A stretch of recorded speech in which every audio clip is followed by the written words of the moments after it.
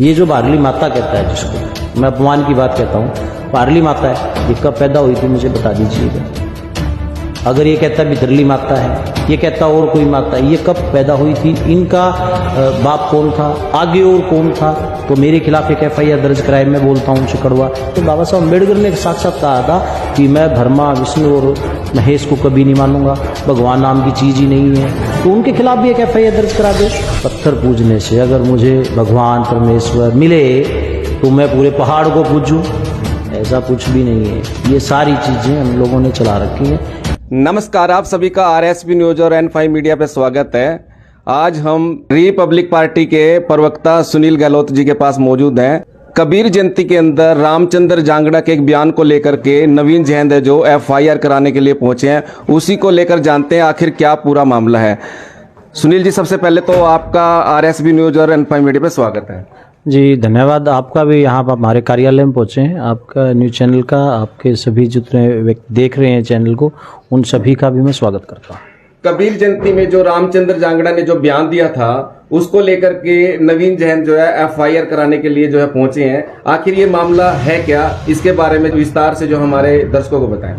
ऐसा है, ये कोई मामला नहीं है। यहाँ पे क्या है कि राज्यसभा जो सांसद हैं रामचंद्र जांगड़ा जी, कबीर जयंती के कार्यक्रम पे गए हुए थे। तो उन्होंने 75 वर्ष के हैं वो, उन्होंने अपना अनुभव साझा किया। उन्होंने कहा कि भाई एक पैसे वाले का बच्चा है, कोई भी 50 रुपये दे के कहीं से बाल कटवा लेता है, लेकिन जो गरीब व्यक्ति हैं, जो पाखंड में धसे हुए हैं, वो अपने बच्चों के बाल कटवाने के लिए कभी बारली माता, कभी बिदरली माता, कभी किसी और जगह जाते हैं। वो अपना काम भी छोड़ते हैं, और काम छोड़ने के बाद क्या होता है कि वो हर जगह जाने पे पैसा भी लगता है। लगभग उनके बच्चे के बाल 5000 रुपये में कटते हैं। उन्होंने एक स्टेटमेंट ये दी, और उसके बाद साथ में ये कहा कि भाई आप लोग ये करने से अच्छा है कि आप लोग इस पाखंड को छोड़ के अपने बच्चों को शिक्षित बनाएं। शिक्षित बनाने के बाद ही आपका उद्धार हो सकता है और आप में समानता आ सकती है।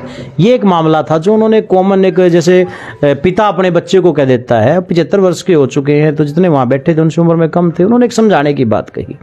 लेकिन उसको नवीन जैन नामक एक व्यक्ति है जो अनाप शनाप आए दिन स्टेटमेंट देता रहता है।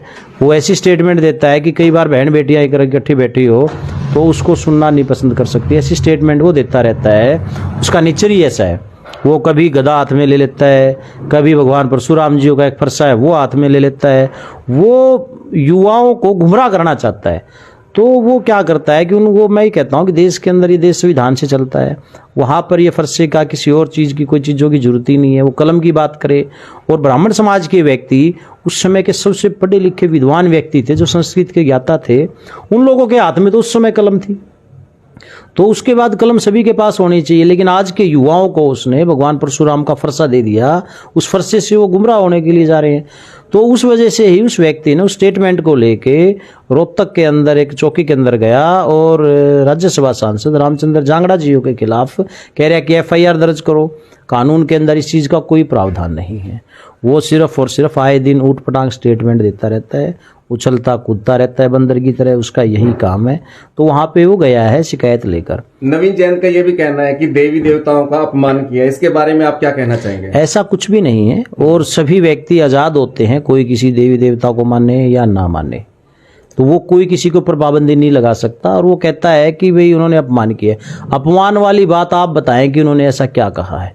कोई अपमान ही नहीं है किसी प्रकार का। और जो ये कहता है कि मैं कहता हूँ कि वो अपमान की बात कहता है देवी देवताओं के लिए। ये जो बारली माता कहता है, जिसको मैं अपमान की बात कहता हूँ, बारली माता है, ये कब पैदा हुई थी मुझे बता दीजिएगा।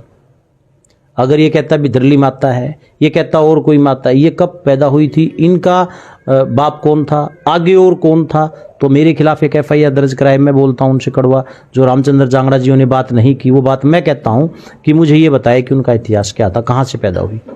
जिनका इतिहास ही नहीं है, ये लोगों ने सिर्फ एक दुकानदारी, एक धंधा चला रखा है। वो धंधा चलाने के लिए ऐसा कर रहे हैं। और वो इससे पहले तो कभी नहीं ऐसी, पहले वहाँ पे जय परशुराम जी के नारे लगाता था, ठीक है। आज वो वहाँ FIR दर्ज करवाने के लिए गया, आज यहाँ पर ये स्टेटमेंट दे रहा है। ऐसा कुछ नहीं है। वो हर रोज उसकी ऊट पटांग उछल कूद का उसका काम है।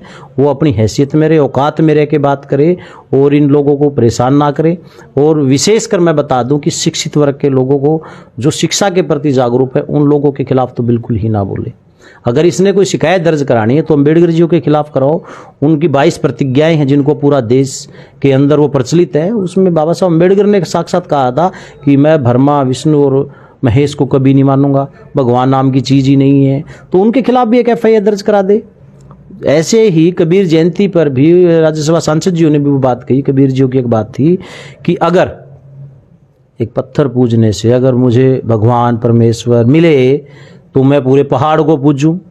ऐसा कुछ भी नहीं है। ये सारी चीज़ें हम लोगों ने चला रखी हैं। इस देश के अंदर अभी कोरोना नाम की एक बीमारी आई थी। आपको पता होना चाहिए कि अगर कहीं पे कोई बात होती तो उस वक्त मंदिरों के दरवाजे बंद कर दिए थे। उस वक्त किस चीज़ के दरवाजे खुले थे? वहाँ पर जो शिक्षित व्यक्ति थे। शिक्षित व्यक्ति का मतलब क्या था कि वहाँ पर डॉक्टर जो पढ़े लिखे व्यक्ति थे वो डॉक्टर काम आए ना, वहाँ पे इलाज हुआ। वहाँ पर जो सफाई कर्मचारी थे उन्होंने अपना काम किया। बिजली विभाग के कर्मचारी थे उन्होंने अपना काम किया। जो राज्यसभा सांसद जियों ने बात कही है वही बात बिल्कुल सटीक बैठी कि उस वक्त और कोई तो काम नहीं आया ना। उस वक्त सिर्फ और सिर्फ अगर हम उस वक्त भी कहते वहाँ पे अंदर बैठ जाते, उन्हीं मंदिर के अंदर हम जाके बैठ जाते और हम वहाँ पर कहते बैठने के बाद कि हमारे को ठीक कर दो, क्या हम ठीक हो जाते? उसके लिए डॉक्टर के पास तो हमें जाना पड़ेगा, उसके लिए हमें दवाइयाँ लेनी पड़ेंगी, तब जाके ही वो लोग बच पाए। ऑक्सीजन की जहाँ कमियां थी वो सारी चीजें वहीं से पूरी हो पाई ना। सुनील जी, एक सवाल मैं भी आपसे करना चाहूंगा जी। भारत के अंदर अनेकों देवी देवता हैं और बहुत सारे मंदिर हैं, तो आपके विचार से क्या लोगों को उन मंदिरों में जाना चाहिए, नहीं जाना चाहिए? ऐसा है, वो सभी की अपनी अपनी आस्था है। मैं किसी की आस्था को ठेस भी नहीं पहुंचाऊंगा। जिसने अपने तरफ से रखना है रखें। मैं बाबा साहब अम्बेडकर को मानने वाला हूँ। हम सिर्फ और सिर्फ एक शांति के मार्ग पर जाने वाले व्यक्ति हैं। जो देश के नरेंद्र मोदी जी हैं वो भी जब विदेश जाते हैं तो वो क्या कहते हैं कि मैं बौद्ध के देश से आया हूँ, हम बौद्धमय देश चाहते हैं जिस बौद्ध के अंदर सभी को समानता मिले। हम उस देश के नागरिक हैं जहाँ पर बाबा साहब ने संविधान बनाया है, जो सबसे अंतिम पंक्ति में व्यक्ति है उसको न्याय मिले। हम उस विचारधारा को मानने वाले हैं। हम उनकी अपनी भावना है, वो जहाँ जाना चाहें, लेकिन अगर उसको अच्छे से समझें, शिक्षा ही उन सभी की मुक्ति का मार्ग है। हमारे से बात करने के लिए आपका बहुत बहुत शुक्रिया। आपका भी धन्यवाद जी।